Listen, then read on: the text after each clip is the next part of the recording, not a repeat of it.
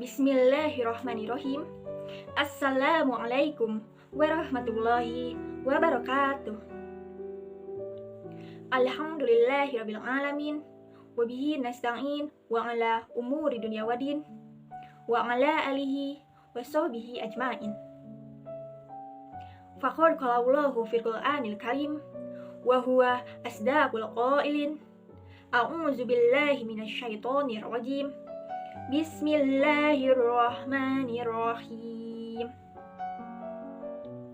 Bala man aslama wajhahu lillahi wa huwa muhsinun falahu ajruhu inda rabbih wala khaufun 'alaihim wala hum yahzanun. Al-ayah. Shadaqallahul azim. Wa qala Rasulullah sallallahu alaihi wasallam. Bismillahirrahmanirrahim. Innaka lan tadda'a syai'an lillahi azza wa jalla illa badalaka Allahu bihi ma huwa khairul laka minhu. Amma ba'du. Pertama-tama, marilah kita panjatkan puja kepada Zat yang Maha Pencipta, Zat yang Maha Kuasa, Sang Penguasa alam semesta, yakni Allah Azza wa Jalla. Serta puji, marilah kita panjatkan kepada Zat yang Maha Luhur, Zat yang Maha Subur, Penguasa dari ujung barat sampai ujung timur, yakni Allah Rabbul Ghafur. Sholawat beriring salam, marilah kita sanjung limpahkan kepada paduka alam Nabi yang membawa kita dari zaman jahiliyah sampai zaman ilmiah, dari zaman unta hingga zaman Toyota, dari zaman judi sampai zaman ngaji. Siapa lagi kalau bukan leader of leader, the best of people, Nabina wa Nabiyana Muhammad sallallahu alaihi wasallam. Hadirin yang dimuliakan oleh Allah, izinkan saya, Nisa Rahmatillah, menyampaikan sebuah ceramah yang berjudul Ikhlas, Jalan Kebahagiaan. Beberapa orang pernah mengatakan, jika ikhlas dan sabar bak pinang yang dibelah dua. Namun ternyata keduanya memiliki pengertian yang berbeda. Ikhlas adalah menerima segala ketetapan Allah dan melakukan segala perbuatan hanya untuk Allah. Sementara sabar adalah menunggu seluruh keputusan Allah. Berbicara tentang ikhlas, ketika seseorang melakukan kebaikan namun tidak diiringi dengan keikhlasan, maka bisa dipastikan ia akan senantiasa diliputi perasaan kecewa. Lebih-lebih kala kebaikannya tersebut tidak diapresiasi oleh orang lain. Ia bahkan akan mengalami penurunan motivasi yang sangat drastis, hingga tidak ada lagi semangat sedikit pun untuk melakukan sesuatu. Sebaliknya, jika ada apresiasi dari orang lain, semangat melakukan kebaikannya akan kembali meningkat tajam, serta disertai dengan gairah yang sangat luar biasa. Akan tetapi, motivasi yang demikian sebenarnya tidak mendatangkan apa-apa selain menipu diri sendiri. Sebab, kita beramal tidak lagi karena Allah, tapi karena manusia. Allah Subhanahu wa Ta'ala berfirman dalam surat Al-Baqarah ayat 112. Bismillahirrahmanirrahim.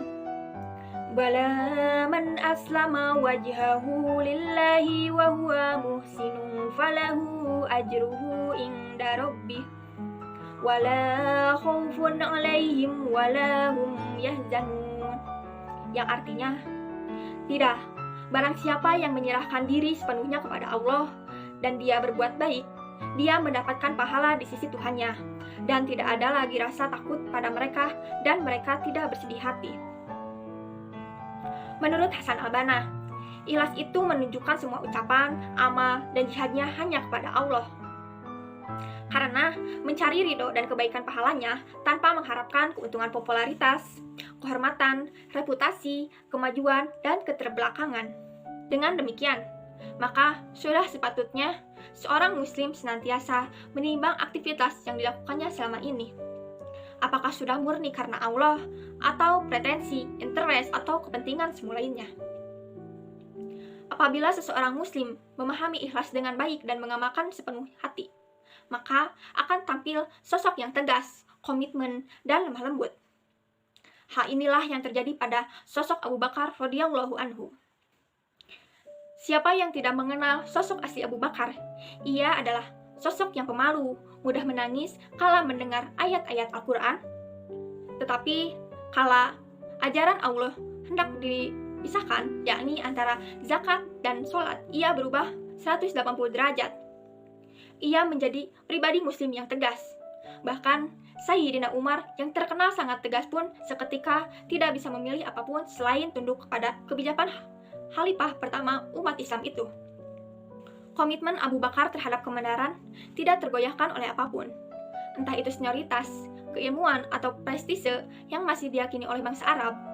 Jika ditanya mengapa Abu Bakar demikian, tidak lain karena keikhlasan dalam menjalankan perintah Allah. Keikhlasan seperti itulah yang diperlukan oleh setiap muslim di negeri ini, khususnya para pemimpin dan pemangku kebijakan. Jika hal itu mampu diwujudkan, maka secara bertahap, segala permasalahan keutamaan rakyat, kebangsaan, dan kenegaraan akan bisa diatasi dengan sebaik-baiknya. Oleh karena itu, mari kita senantiasa memperbaiki diri, terutama keikhlasan diri kita dalam menjalani hidup. Ikhlas adalah intisari dalam keimanan seseorang, dan kualitas tertinggi adalah kemurnian hati.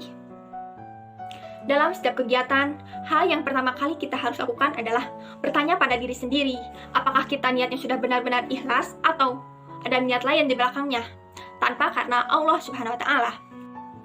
Dan Rasulullah Shallallahu Alaihi Wasallam pernah bersabda, "Inna amalu binniyah, wa innama likulli amri imanawah."